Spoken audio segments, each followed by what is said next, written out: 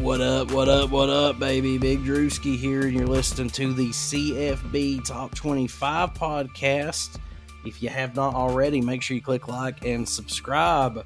I'm your host, Big Drewski. I am flying solo this week because Casper had some family sickness pop up. We did take Friday off to hang out with our family. I did forget to announce that on the show last time, so I do apologize in advance. But we did take some time off, but old Drewski is flying solo this week. Is what it is. I'm actually pulling my notes up here, but we missed a lot of action this weekend. There's some good games. There's some good games that happened this weekend. Obviously, the biggest one coming from Michigan versus Georgia. But yeah, sorry, I had a phantom yawn there. But yeah, had some great games this weekend. I had an awesome time. When Casper comes back, we will get you guys caught up on how our Thanksgiving went. Hopefully, y'all's Thanksgiving was awesome as well.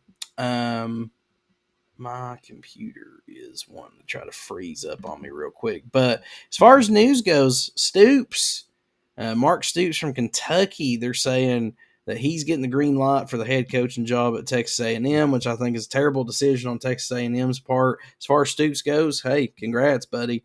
Moving on up and doing big things for yourself. I'm not going to hate on it.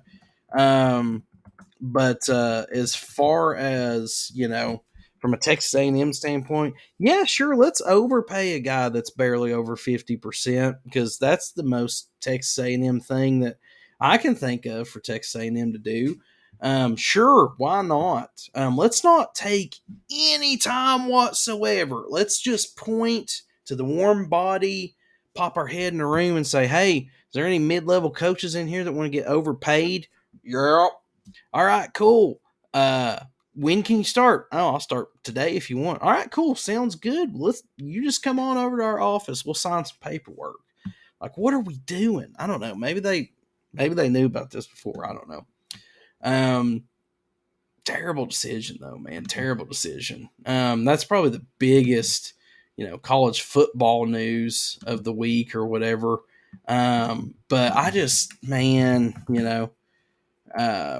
goodness gracious, dude. Stoops, moving up. At least he'll be able to retire. Look forward to, looking forward to seeing Jimbo, I guess, be a commentator somewhere too. Sorry, had another surprise yawn creep up on me there, but some crazy things, man. Some crazy games this week as well. The bowl picture starting to take shape a little bit. The playoff picture starting to take shape a little bit as well. But we're going to go ahead and start off with game numero uno on the list. Number one overall, Georgia.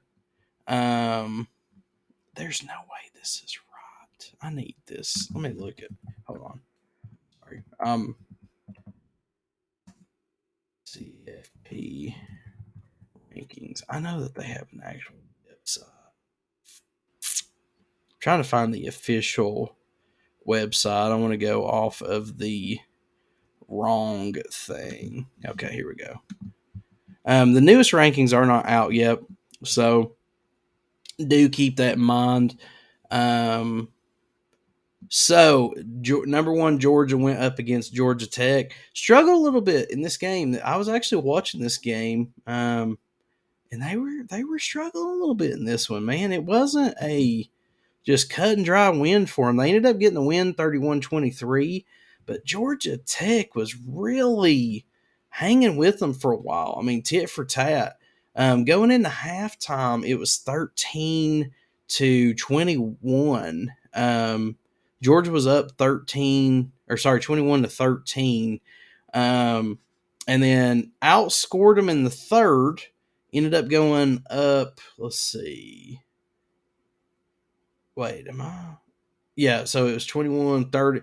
Ended up going up 31-13, but then Georgia Tech threw up 10 points in the final quarter, looking like they may or may not end up, coming in there and still in the win, but Georgia was able to hold them off in a great rivalry week matchup. And to be honest with you, that's just going to set the tone for the rest of the week. But Carson Beck ended up finishing the game with, not too great of numbers. Had one touchdown, one interception. That interception was, not the prettiest, but Georgia Tech was duking it out, man. Georgia had 175 yards through the air. Georgia Tech had 158 through the air. Both teams had over 200 on the ground. Georgia just had more. But hey, I'm not going to knock them too much. Struggle win's a struggle win. I would love to have a few more of those, being a Tennessee Vols fan, but we're not going to get into that on this show. Obviously, the game of the week, though, was Michigan versus Ohio State. This game is barn burner as well. I actually was kind of listening to this one as I was driving. We were doing some errands on Saturday. Came back, watched the rest of it when I got home. Kyle McCord, man, he threw a bad pick in the, I believe it's the first quarter. I'll double check myself here in a minute, but I believe it was the first quarter. Pass was intercepted by Will Johnson, and it was in the red zone too, which was bad. And then he had another dropped interception in the red zone on the next possession, I think it was. Ended up, I mean, it was bad. I mean, they were struggling a little bit. He did end up throwing a interception at the end of the game to lose the game. Michigan ended up holding off Ohio State 30-24. My prediction is, I really honestly think that Ohio State's probably still going to be in the playoffs because the committee kind of strokes it to Ohio State, no matter what. So Kyle McCord, all things considered, played good. Other than the two interceptions, 18 for 30, 271 yards through the air, two touchdowns, two interceptions. His favorite target of the day was Marvin Harrison Jr., had 5 catches, 118 yards, 1 touchdown. They were really favoring him heavy. He was trying to get the ball to him there at the end, got smacked, and Michigan ended up intercepting it with, I think it was like, there was 35 seconds left on the clock, but great win. Michigan at home, great win. They're going to finish off regular season undefeated, 12-0, 9-0 in the conference. Ohio State drops to 11-1, one loss in the conference, and they're going to have to make some tough decisions about Ryan Day and his future there. A lot of people think he's on the hot seat, can't get that big win against Michigan. I don't know. We'll see. But Michigan's going to go up against Iowa in the Big Ten championship. I'm actually stoked to watch that game. Iowa has a ridiculous defense. I want to see what they can do, man. Unstoppable force meets an immovable object. Michigan's got a good defense too. I think it's going to be a really good game. I'm actually pretty excited. But yeah, Washington struggled a little bit with Washington State. This again wasn't just a cut and dry, win. They end up skating out of there at home, 24-21. This was another game that kind of came down to the wire a little bit, man. Sorry, I'm trying to pull up. That's not what I want.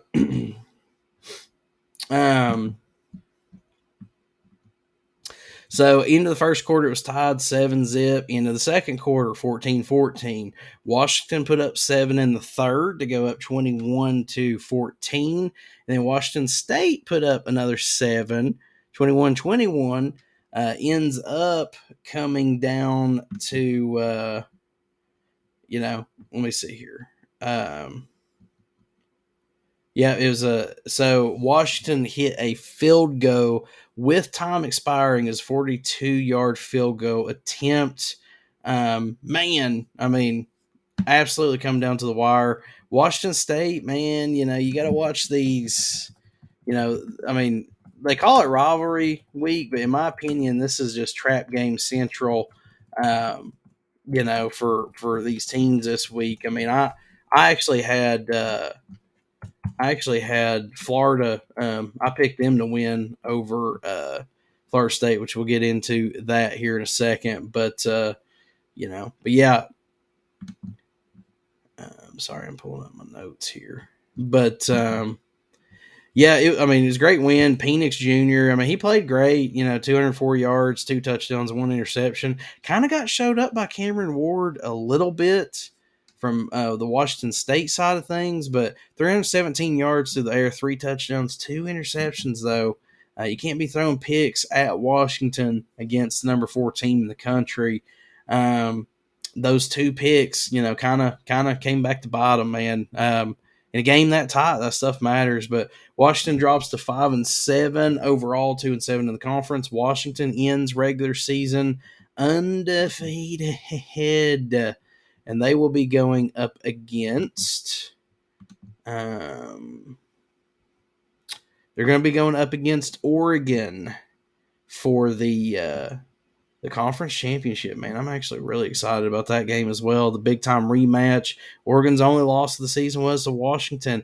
It is hard to beat a good team twice as well. So I'm super pumped to see what happens with that one. But Washington State, man, they almost shook some things up. Georgia Tech almost shook some things up. Man, crazy week, dude. It was such an awesome week for such an awesome week for college football, dude. I'm not even gonna lie. Moving on to Oregon. Oregon played Oregon State this week. Pretty well manhandled them. Or wait, was that last week? Was that this week? Sorry, I'm looking at my notes here.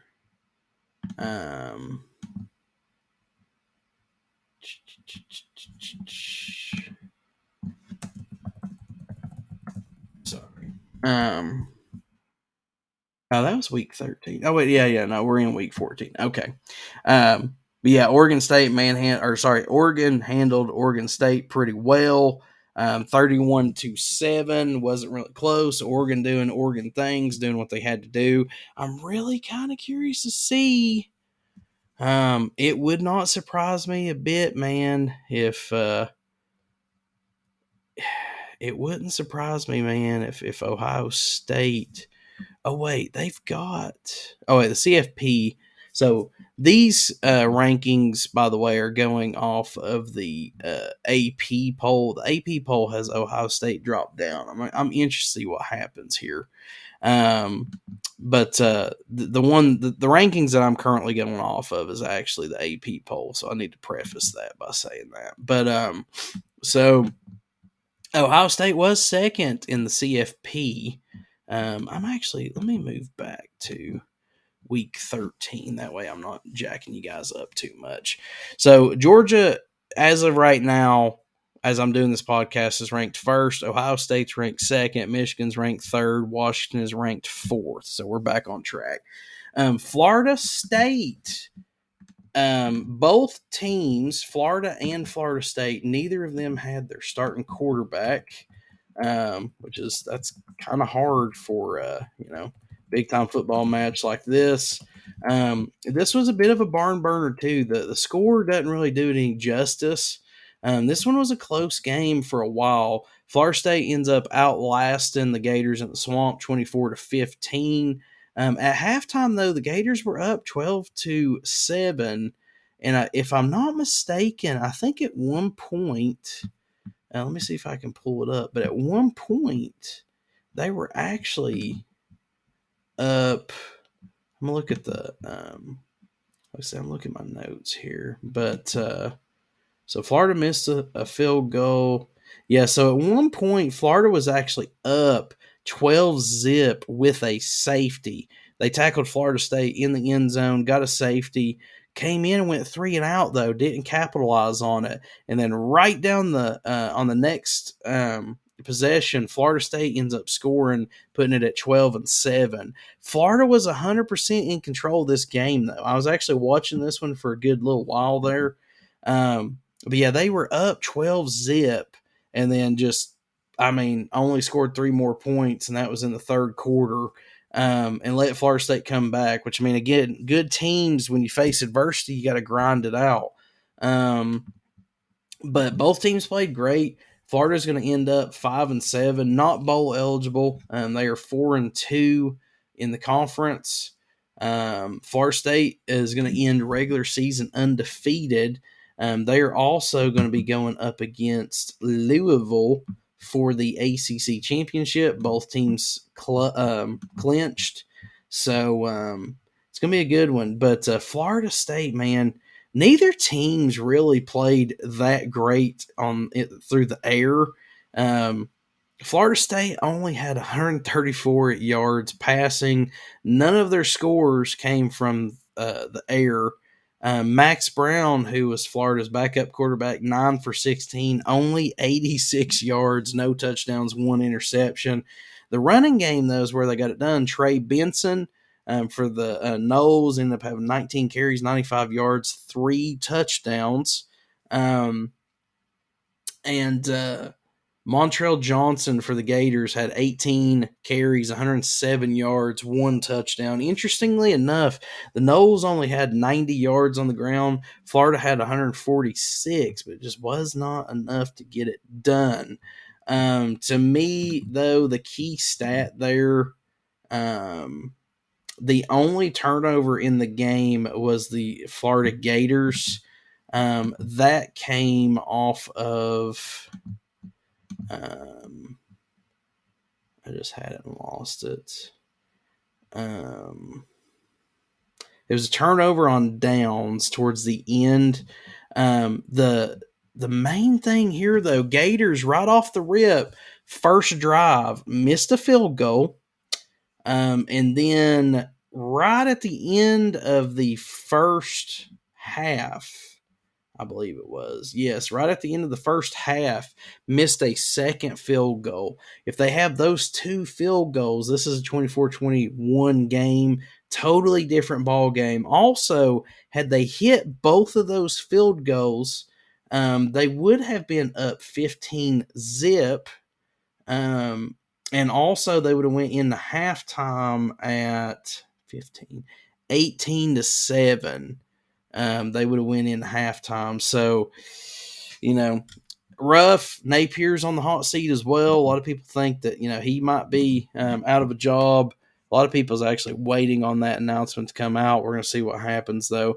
Already went over the Oregon game. Texas absolutely pummeled Texas Tech. Wasn't even close. Finishing out their final season in the Big 12, 57-7 against Texas Tech. Texas is going to finish the regular season at 10-1. The only loss coming against Oklahoma in conference play. Oklahoma is going to be going up against, I believe, Oklahoma State, because Oklahoma State has the head-to-head win over Oklahoma. Interesting. Very, very interesting. But that's going to be a pretty good game too, I think, though.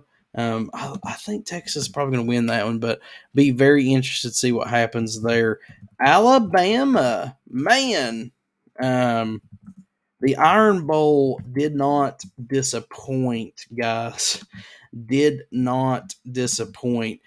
Bama ends up getting the win, 27-24. However, the craziest thing about this game was it literally came down to the wire.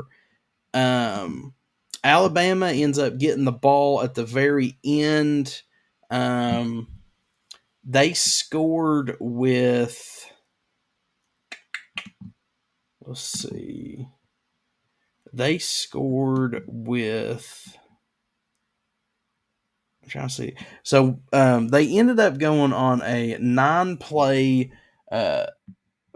It was a 9-play, 4 minute and 16-second drive. Listen to this because this is kind of crazy. So they get the ball. I believe it was a muffed. I think it was a muffed. So they punted the ball, and it was a muffed punt. They get the ball at the 30. Somehow take 4 minutes off the clock. But the crazy thing about this one was, so Milroe runs for 11 yards, gets to the Auburn 19 and a first down. Then they go, so on 2nd and 11, Milroe gets sacked for a 9-yard loss, putting them at 3rd and 20. 3rd and 20. Okay. Milroe ends up running the ball for 19 yards, gets it to 4th and 1.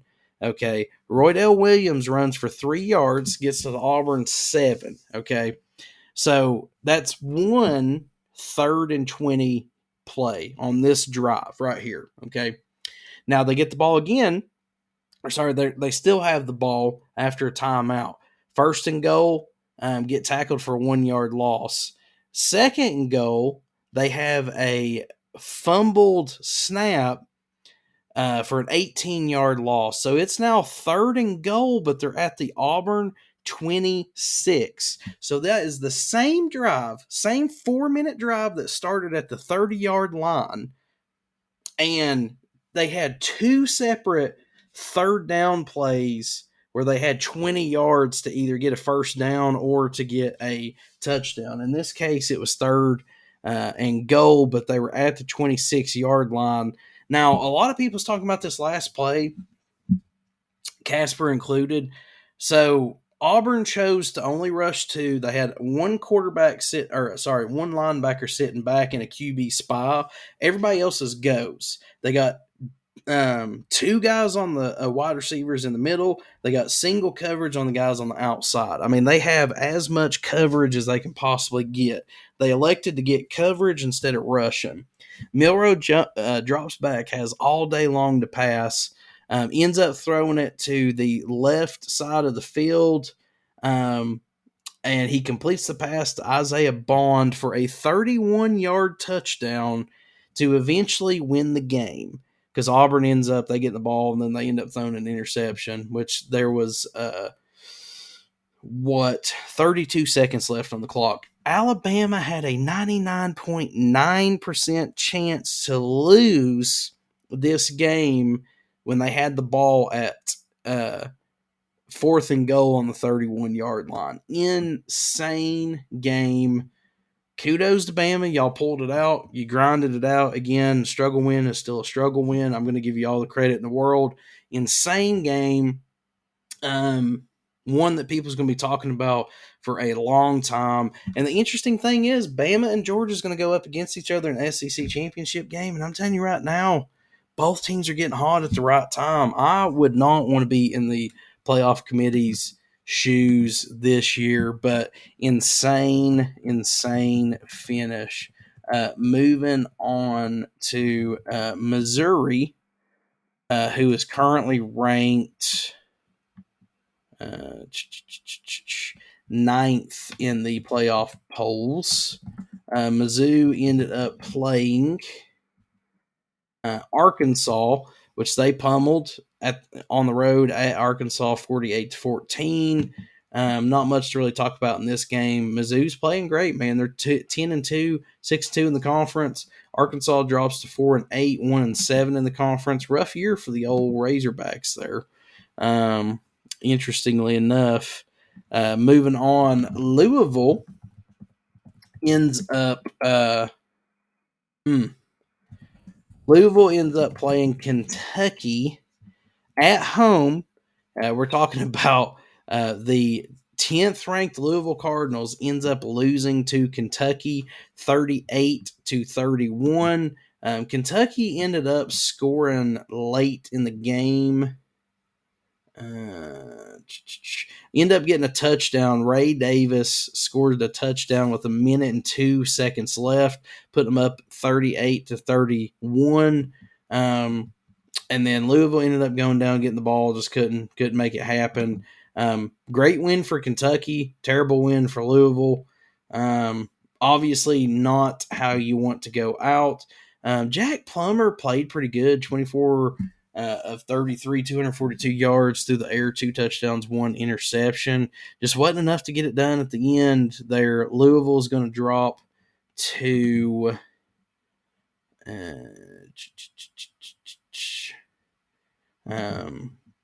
again, they are still going to the ACC championship. I can't find my screen, but they're going to go to 10-2 on the year after that finish. But heartbreaking loss, but they got a chance to turn around the ACC championship. Still finish strong. Every game still matters. Really curious to see how they end up finishing out. Penn State,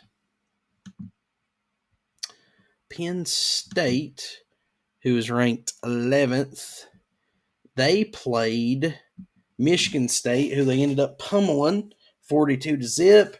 Michigan State did announce that they now have a brand new coach. They just hired Jonathan Smith, which he's got his work cut out for him because that program is toxic. I mean, assaults, putting Hitler on the screen during the middle of games because of a trivia question. I mean, while Israel is getting bombed, just absolutely dumpster fire of an organization. Really curious to see what he can do and get done over there. But Jonathan Smith, man, we're going to see if he can get anything done over there at Michigan State. But that's going to move Penn State to 10-2 on the year as well. Moving on, Ole Miss played. I've got so many screens rocking and rolling in this one. Ole Miss ended up playing Mississippi State. Kudos to them. They ended up winning. Sorry, I'm taking notes and stuff as I'm going here. They ended up winning 17-7, getting it done in the Egg Bowl. That's just a phenomenal rivalry. But that's going to move Ole Miss to 10-2 on the year, 6-2 in the conference. Mississippi State drops to 5-7. This is the first year without Mike Leach, who tragically passed away. Mike Leach is one of my all-time favorite people, man. You hate to hear that, but they're trying to salvage it and finish it out strong and do the best they can do, man. I respect the hell out of them, but they're going to drop to 5-7 on the year, 1-7 in the conference. Ole Miss, they're going to probably get themselves a pretty good bowl game. They're having a banner year, and I'm for it. Lane Train, he broke my heart at Tennessee, but he's become America's darling a little bit. Phenomenal job on Twitter. Can't wait to see what he does from here moving on forward. But Oklahoma. I think I already talked about this one previously. But Oklahoma ends up beating. Was it TCU? No, hold on. Sorry, I got so many screens going. Did they play Oklahoma State? Let's look at the full schedule here. Number 13, Oklahoma. They played Friday night, ended up beating TCU 69-45 in a shootout. That's why I got jacked up, because they played on Friday. I was like, wait, did they have a bye week? But ended up playing TCU, whooping up on them 69-45. They're going to end up 10-2 on the year. Would be playing for a Big 12 championship in the last year, but dropped that loss to Oklahoma State. So Oklahoma State's going to have to go up against Texas. But Oklahoma's going to finish strong, man. I'm excited to see what Oklahoma and Texas will do in the SEC. Sorry, my bracelet loosened up on me. Uh, mm, there we go. There we go. Okay, that was bugging the crap out of me. LSU ended up playing. They handled their business as well. Ended up playing Texas A&M. Handled them pretty good, 42-30. I mean, Texas A&M still a pretty good team. They're finishing 7-5 on the year, 4-4 in the conference. Just fired their head coach a few weeks back. You know, I guess we'll see what Stoops has got. I mean, I don't know. But Texas A&M actually had this game. They were up 17-14 at half, but just couldn't close it out. Jaden Daniels out there doing Heisman stuff. Love watching him play. So we're gonna see how they do when bowl season comes running around or rolling around. Arizona versus Arizona State. This actually ended up being a pretty good blowout there. Number 15, Arizona, whipping up on Arizona State 59-23. Arizona's one of them teams that kind of flew under the radar and came in there and finished strong this year. 9-3 overall. 7-2 in the conference. They came out and lost to Mississippi State, lost to Washington, lost to USC. That was their three losses.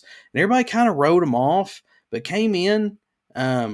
Tough win on the road at Washington State. Ended up coming in and upsetting Oregon State at the time, 27-24. Came in, beat UCLA. A lot of people thought maybe they dropped to Colorado. Ended up grinding that one out 34-31. Beat Utah, who was ranked 22nd at the time. And ended up salvaging a pretty good season, but they lost to an underrated Mississippi State team. They ended up losing to the now number 4 team in the country in Washington. And at the time, everybody thought USC was still really good. They were shocked when Arizona beat them. But Arizona snuck in there and played some good football there. So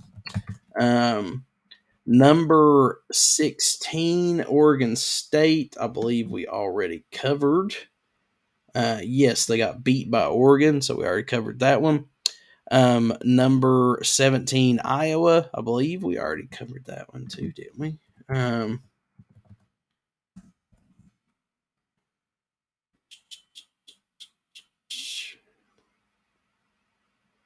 No, actually, no, we didn't. Going to make sure we get all of these. Iowa ends up winning a close game against Nebraska. Tough road win on the road. I know I said that twice, but ended up pulling it out 13-10. That Iowa defense, man, it ain't no joke. They just know how to put the clamps on. Held Nebraska to 75 yards rushing. They also only had 264 yards through the air. However, ended up resulting in 3 turnovers for the Huskers, though. So these are the things you can't do to win a ball game. But, kudos to Iowa. Nebraska ends up just had it. Trying to find their overall record. They're going to drop to 5-7. Ends up being 4th in the Big Ten West. But Iowa, I'm curious to see what they do, man. The big, going up against Michigan, we're going to see. Moving on. Number 18, Notre Dame ends up whooping up on Stanford 56-23. Not much to talk about there. They're going to end up 9-3 on the season. Managed a pretty, salvageable season for sure. Moving on, dude, this Kansas State game, bro. I was watching this one on the TV there. Awesome game, dude. Snowing like crazy. This was a crazy snow game at Kansas State. Iowa State wasn't really given much respect in this game, although They, in my opinion, are massively underrated as well. They're another one of those teams. Their record is 7-5, 6-3. But they've lost to some really good teams. They've also beat some really good teams. They're just one of those teams that doesn't get the respect that they probably deserve. But they actually ended up beating number 19 Kansas State 42-35. This one was a barn burner as well. Came down pretty much to the wire. It was 35-35. Well, okay, let me back up. So at halftime, Kansas State was actually winning 20-14. And then Iowa State ended up putting 14 in the next two quarters up. Kansas State just couldn't get it done. But so coming in the fourth quarter, Kansas State scored with 14 minutes 49 seconds left in the fourth quarter. That put them up 35-28. Iowa State ended up going on a 4-play 60-yard drive, which ended in a Jaden Higgins 33-yard pass from Rocco Becht for a touchdown. And then with 8 minutes and 4 seconds left, they ended up scoring again to put the team put it up to 42-35, and they ended up winning on a 82-yard pass. Jalen Noel ended up catching an 82-yard pass from Rocco Becht. But this was an awesome game. If you get a minute, just go watch the highlights, dude. I mean, it was like literally playing NCAA football 14 in the snow turned on max. Iconic looking game. I still think Iowa State won though because they were wearing white and you couldn't see them out there in the white snow. But neither here nor there. But Kansas State drops to 8-4 overall, 6-3 in the conference. So kind of curious to see what happens there. Oklahoma State, I believe we already went over. Yes, we did. They're ranked 20th. Moving on, number 21 Tennessee ends up whipping up on Vandy. 48-24. This game was chippy, man. Y'all need to go in and watch some of the highlights. But Neyland was actually pretty loud for a Vandy game. But there's this one weird play, and again, I don't know if the players couldn't hear the whistle or if Tennessee took kind of a cheap shot. Obviously, it's going to be either or depending on how you view things. But there's this weird play where AJ Swan drops back and then just stops like the play was dead, but then everybody else kind of kept playing, and so they knocked him down.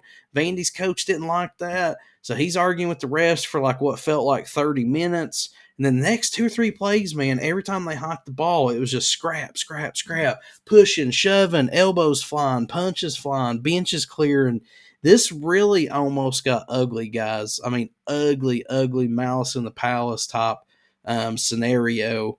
And to be honest with you, the SEC, NCAA, whoever needs to look into this game and study this on how to not officiate a game and how to not handle a situation, because this almost got really bad out of control and it cannot be allowed to happen. I'm just saying, unacceptable. But I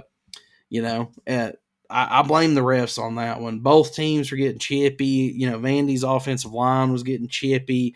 Thankfully, this was before the half. Everybody went into the locker room, cooled down, and we had no more issues after that. But this almost got bad. So, yep. NC State ends up playing North Carolina, I believe. Yes, who they beat 39-20. Carolina should be a team that should be studied on how to tank very rapidly for no real reason whatsoever. Carolina was looking at a possible playoff bid. I mean, all roads, all sights were set on the ACC championship, Florida State versus Carolina. And then Carolina just starts losing to teams that they got no business losing to. Ends up 8-4 on the year, 4-4 in the conference. All 4 losses come in conference play. NC State ends up ranked 22nd currently with 9-3 overall, 6-2 in the conference. What about the Pack, baby?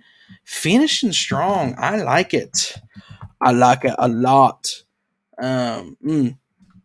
I guess Drake May's already counting them NFL dollars. I don't know what's going on with him. But moving on, 23rd overall team, uh, the Tulane Green Wave. They're currently first in the American Conference. I know what you're thinking. Yes, that is a conference. I'm sure you've never heard of it. But now I will say this one is actually going to be an interesting to watch on December the 2nd, 4 p.m. Tulane's going up against SMU. Both teams are 8-0 in conference play. Tulane is 11-1 on the season. SMU is 10-2 overall. So that actually should be a pretty good game. But Tulane ends up getting the win against UTSA 29-16, doing what they got to do. Clemson ends up also getting a win against South Carolina, which, to be honest with you, I actually kind of thought South Carolina might win this game. Being a Tennessee fan, I've seen what Carolina fans can do during a night game, but they end up winning. It wasn't great, wasn't pretty, but they did pull it out 16-7. Clemson is going to move on. 8-4 on the season, 2-3 in conference play, which is weird to think that they only played 5 games in conference play, but whatever.